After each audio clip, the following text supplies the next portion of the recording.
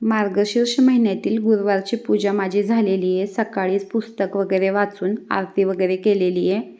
मागच्या गुरुवारी माझी खूप गडबड झाली होती, कारण मागच्या गुरुवारी आमच्या शेजारचं लग्नही होतं। त्यानंतर खंडोबाच्या यात्रेलाही जायचं होतं नैवेद्य वगैरे घेऊन, त्याच्यामुळं खूप गडबड झाली होती। म्हणून ह्यावेळेस सकाळीच पूजा केली लवकरच आणि निवांत अशी पूजा केलेली आहे।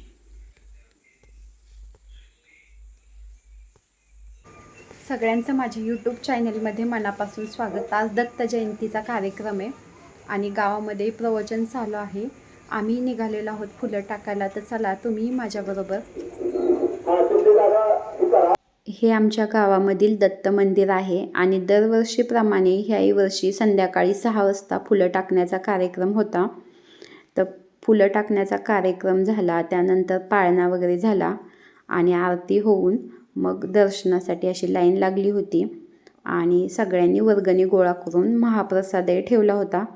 तर महाप्रसाद वगैरे घेतलेला आहे आणि त्यानंतर मी आलेले आहे घरी। मी जेवण करून आलेले असले तरी ह्यांच्यासाठी ना आता ही करडीची भाजी बनवणार आहे। तर भाजी पहिल्यांदा निवडून घेते। करडीच्या भाजीमध्ये ना मावा पडलेला असतो काळा, त्याच्यामुळे मी ही अशी झाडून घेतलेली आहे। अशी झाडून घेतली ना म्हणजे तो जो मावा पडलेला असतो ना काळा, तो खाली गळतो, पडून जातो। त्यामुळे अशी चांगली झाडून घेतलेली आहे।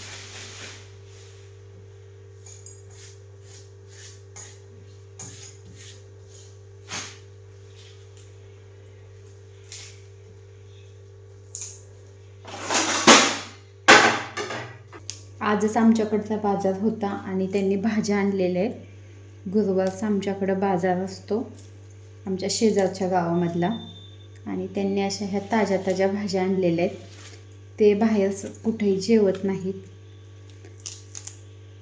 त्याच्यामुळे त्यांच्यासाठी आता मी भाजी बनवणार आहे।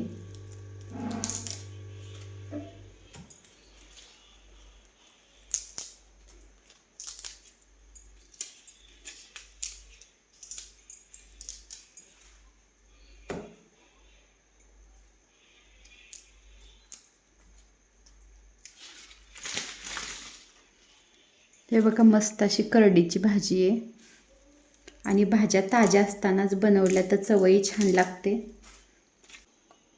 भाजी मी निवडून घेतलेली आहे, तर आता धुवून घेते। करडीच्या भाजीसाठी मी ही हिरवी मिरची घेतलेली आहे आणि हा लसूण घेतलेला आहे। तर आता हे बारीक करून घेते।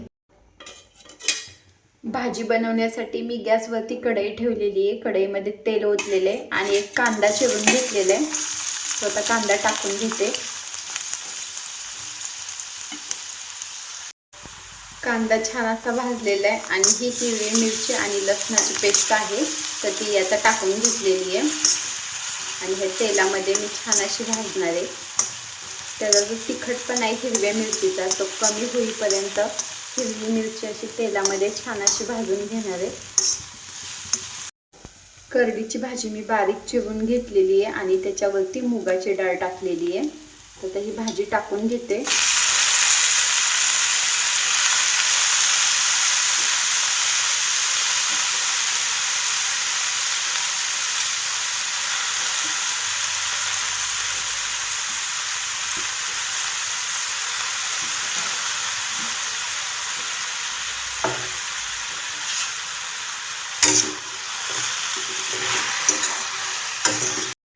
हे 2 चमचे डाळीचे पीठ घेतलेले, ते मी भाजीमध्ये टाकणार आहे।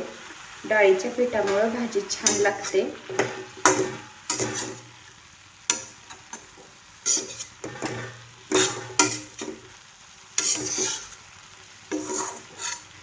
थोडंसं जास्त डाळीचं पीठ वाढवून आहे ना, भाजी पिठलंही बनवू शकतो आपण आणि ते छान लागतं।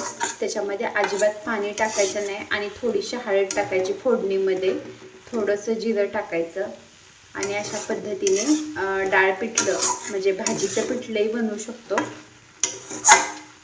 मी थोडंसं डाळीचं पीठ घातलेलं आहे। डाळीच्या पिठामुळे भाजीची चव छान लागते।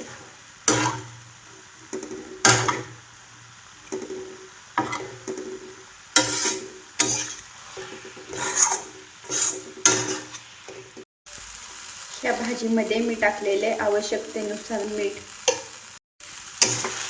आणि भाजी मी झाकूनच शिजवणार आहे. ते बघा भाजीला कसं छान पाणी सुटलेले.